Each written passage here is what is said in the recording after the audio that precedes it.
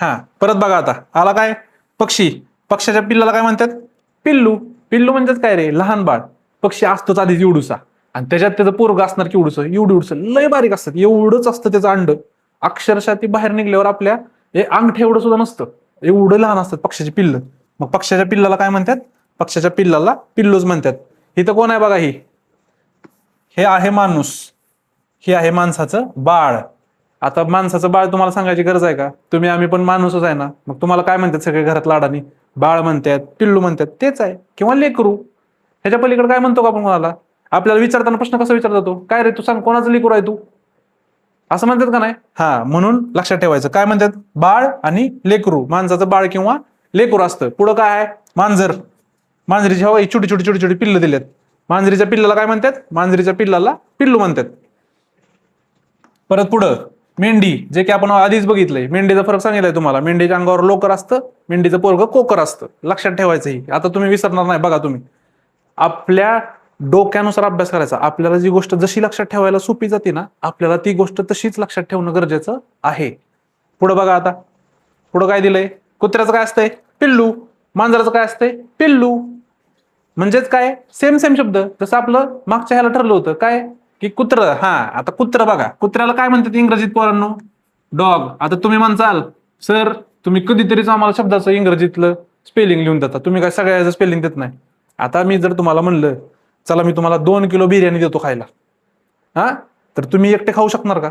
नाही. तुम्ही किती खाऊ शकणार?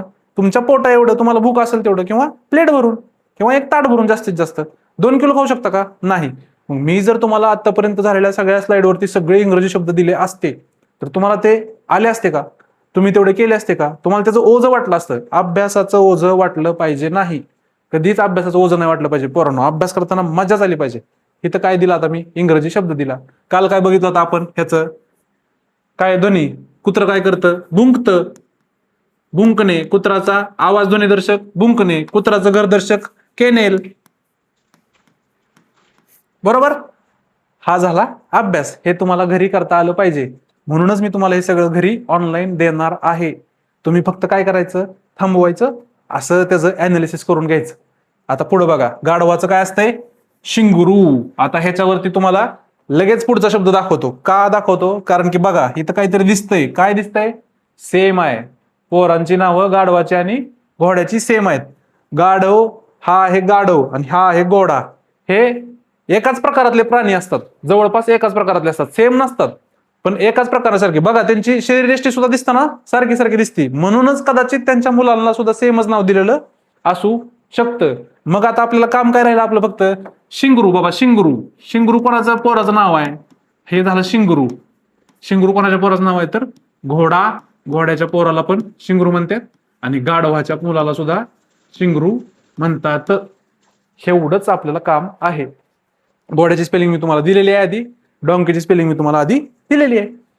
असंच मग आपल्याला दर दिवशी थोडं थोडं थोडं थोडं गोळा करत जावं लागतं, म्हणजे शेवटला परिपूर्ण होतं. चला आता काय झालं? डॉग बघितला. डॉग कुत्र्याचं पिल्लू, मांजराचं पिल्लू, गाढवाचं शिंगरू, घोड्याचं शिंगरू. गाईचं काय असतं रे? आता ही तर मज्जा आहे बघा. अभी आएगा मजा. क्या? कसं आहे ही? ही आहे गाय. आता गाईला 3 शब्द आहेत. वासरू. गाईचं वासरू असतं. हा खूप कॉमन शब्द आहे. गाईचं वासरू आपण दररोजच्या बोलीभाषेचा शब्द आहे. गाईचं वासरू हा शब्द तुम्हाला परीक्षेत विचारलाच जाऊ शकतो का? तर चान्सेस कमी आहेत. का? कारण की ते खूप जास्त सोपं आहे. ते लहानातल्या लहान मुलाला पण येत असतं.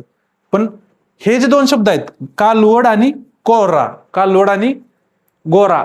गोरा म्हणजे काय? तर खोंड. गोऱ्यालाच आपण काय म्हणतो? खोंड सुद्धा म्हणतो गोऱ्याला आपण. आणि कालवड म्हणजेच काय? तर ही असतं फिमेल. फिमेल म्हणजे काय? महिलांचं असतं हे. आणि हे काय असतं? गोरा. मेल म्हणजे काय? पुरुष. फिमेल म्हणजे महिला, मेल म्हणजे पुरुष. म्हणजेच काय? तर गाईचं फिमेल व्हर्जन, गाईचं फिमेल बाळ जे असतं त्याला आपण काय म्हणणार? कालवड म्हणणार. आणि गाईचं मेल बाळ ज्याचा बैल होतो परत. गोरा म्हणजेच काय? गोऱ्याचंच मोठं झालं काय होतं? बैल होतं. मग गाय म्हणजे गाईचे फिमेल व्हर्जन म्हणजे कालवड, गाईचं मेल व्हर्जन म्हणजे घोडा. आणि तुम्हाला नेमकं परीक्षेला हेच विचारलं जातं, कारण की हे 2 शब्द अवघड आहेत. आणि आपल्याला काय करायचंय? जे शब्द सोपे सोपे असतात, जसं की वासरू हा शब्द तुम्ही झोपेत पण विसरू शकत नाही. त्याच्यामुळे आपल्याला जो शब्द विसरला जातो, जो शब्द आठवणार नाही, त्याच्यावरती वारंवार रिव्हिजन करावी लागणार. आता ह्याच्या पुढचं बघूया आता आपण. हा, आवडता प्राणी जंगलाचा राजा कोण असतो? सिंह असतो जंगलाचा राजा. चला, जंगलाच्या राजाच्या पोराला काय म्हणतात बघू आता आपण. जंगलाच्या राजाला सिंह म्हणतात. जसं की महाराष्ट्राचा एकमेव राजा आहे ज्याला आपण आपलं दैवत मानतो, त्यांचं नाव आहे छत्रपती शिवाजी महाराज. छत्रपती शिवाजी महाराज कोण होते? महाराष्ट्राचे सिंह होते. तसाच हा जंगलाचा राजा कोण असतो? सिंह. आणि त्यांच्या पोराला काय म्हणतात? छावा. आपण छावा कोणाला म्हणतो? छत्रपती संभाजी महाराजांना आपण त्याच्यामुळं छावा म्हणतो. का? कारण की शिवाजी महाराजांना आपण सिंह म्हणतो, जो की राजा होता, आणि त्यांचा मुलगा हा छावा असतो, म्हणून छत्रपती संभाजी महाराजांना आपण छावा म्हणतो. आता हा इथं एक फरक आहे. मागाशी काय बघितलं होतं आपण? वाघ बघितला होता. आता काय बघतोय आपण? सिंह. भलेही वाघ आणि सिंह राहत एकाच ठिकाणी असू द्या, कुठं गुहामध्ये राहतात दोघ जण, हे आपण बघितलंय. आवाजानुसार काय बघितलं आपण? वाघाचा आवाज काय असतो? वाघाची असती डरकाळी, सिंहाची काय असती? गर्जना. तसाच आता इथं फरक आहे छोटासा. काय? की पिल्लू दर्शक शब्दामध्ये सिंहाचा पिल्लाला म्हणतात छावा, आणि मगाशी काय बघितलं आपण? वाघाच्या पिल्ल्याला. थांबा, तुम्हाला दाखवतो परत एकदा.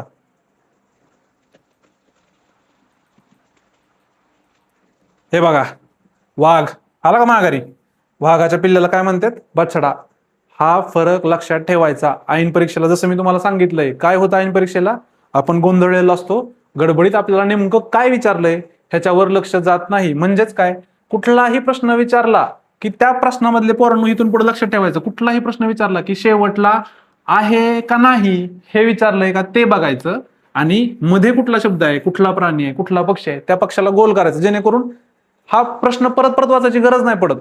तुम्हाला हा शब्द आणि हा शब्द एवढंच तुम्हाला फक्त विचारायचं. आणि ह्याच्यामध्ये एक शब्द असतो की काय बाबा, की घरदर्शक विचारलंय का, तुम्हाला ध्वनीदर्शक विचारलंय का, तुम्हाला पिल्लू दर्शक विचारलंय. म्हणजे प्राण्याचं पक्षाचं नाव नेमकं काय विचारलंय आणि त्याच्यात आहे का नाही, एवढे 3 शब्द महत्वाचे असतात. ह्याची तुम्हाला वारंवार रिव्हिजन करावी लागते. आता पुढे बघूया आपण.